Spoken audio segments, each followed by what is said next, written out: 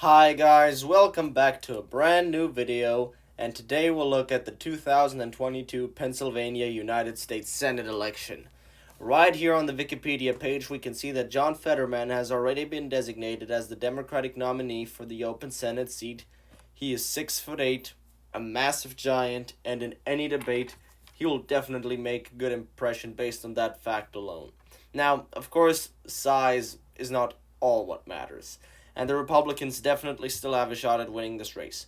But we have no clue who it's going to be, because the Republican Senate nominee, is to be decided. And I can explain to you why that is. If we look at the New York Times Pennsylvania Senate race, in Pennsylvania, we have the following thing be the case.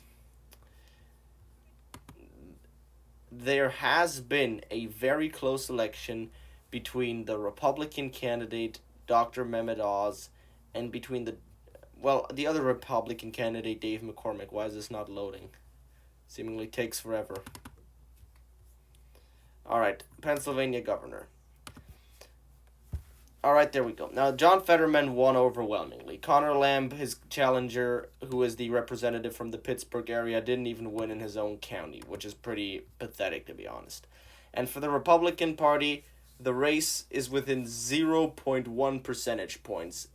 It's basically within 1,000 votes. It's precisely 1,000 votes that separate the two. And the reason why Dave McCormick did that well, even though Dr. Oz is Trump endorsed, is because Dr. Oz is a fairly moderate candidate. And even though David McCormick is even more moderate than Dr. Oz, he might be going to win. Lots of people that would have voted for Dr. Oz over David McCormick, because they're more conservative Republicans, voted for Kathy Barnett, who's the actual America First candidate. So the conservative vote within the Republican Party was split, and the more liberal vote went to David McCormick. Furthermore, lots of conservative voters who just weren't too invested into politics in the first place voted for Dave McCormick simply because they thought that Dr. Oz was too liberal, despite the fact that Dave McCormick is more liberal than Dr. Oz. So it is really complicated and hard to understand. But if that helps you, I'll elaborate it for you one more time. The reason why Dr. Oz is only winning by a breach is because he's very liberal for a Republican, and lots of voters back Kathy Barnett, believing she's more conservative. And lots of voters who thought that Dr. Oz was too liberal voted for the even more liberal Dave McCormick, who's not even a moderate like Oz, but an actual liberal Republican, simply because McCormick ran anti-Oz campaign ads and made him look bad. That's why McCormick is doing well in the T in central Pennsylvania. This primary really doesn't make a whole lot of sense, and either way, John Fetterman has a big advantage, and he might be able to pick up a seat for the Democrats in the U.S. Senate, despite the fact that this is supposed to be a Republican wave year, simply because he is a very strong candidate. John Fetterman will be able to win back a lot of rural voters.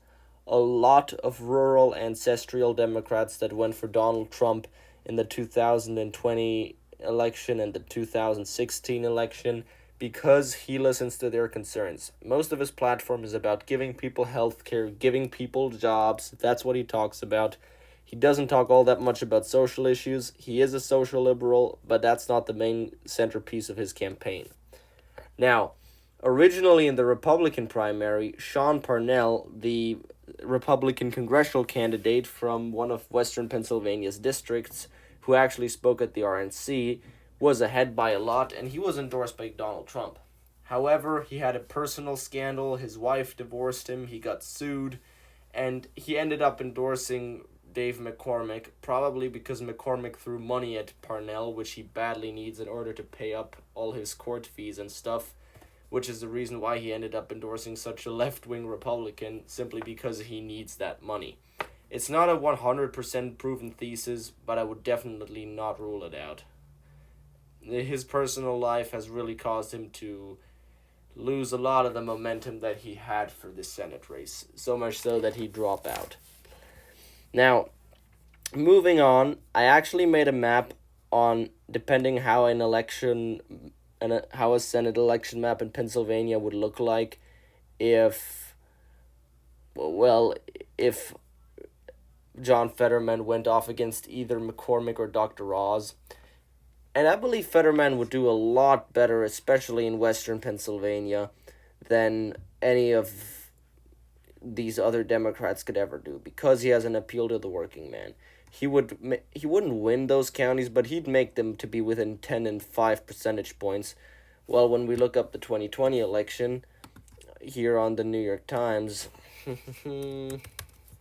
yeah, all those counties were won by huge margins for Donald Trump.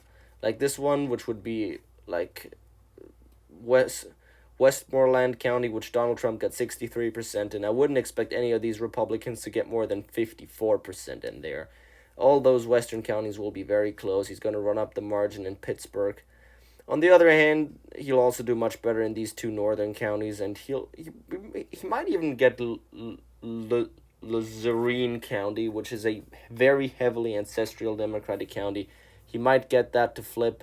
I did not mark it on the map, but probably I should, because it has a lot of old Democratic voters who might come home just for the man, the myth, the legend, John Fetterman. Now, he would have one disadvantage. He probably wouldn't do too well in the suburbs compared to other Democrats. Like, he'd still win most of these suburban counties, except for Bucks County, which, on the congressional level, has a Republican representative, Brian Fitzpatrick. There are a lot of moderate Republicans in the Philadelphia area, so I'd say there's not a highly likely, but there's a pretty good chance that either Dr. Oz or Dave McCormick, who are both from the Philadelphia area, will do much better in there, and that will keep the race close. But if Fetterman is able to make margins really, really, really tight in western Pennsylvania, which I think he will, he's basically going to be unstoppable. So no matter how crazy it sounds like, no matter how much I still believe that this is going to be a red wave year, I honestly think that John Fetterman from the state of Pennsylvania is going to be the next senator from the state of Pennsylvania.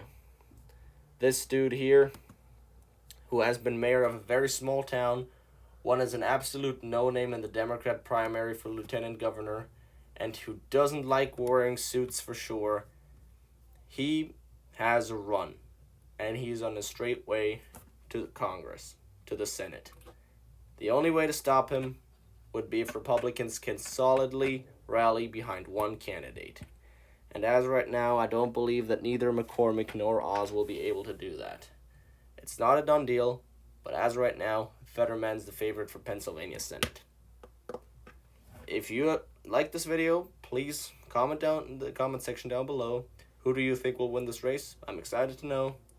But as of right now, guys, have a good day, and see you later.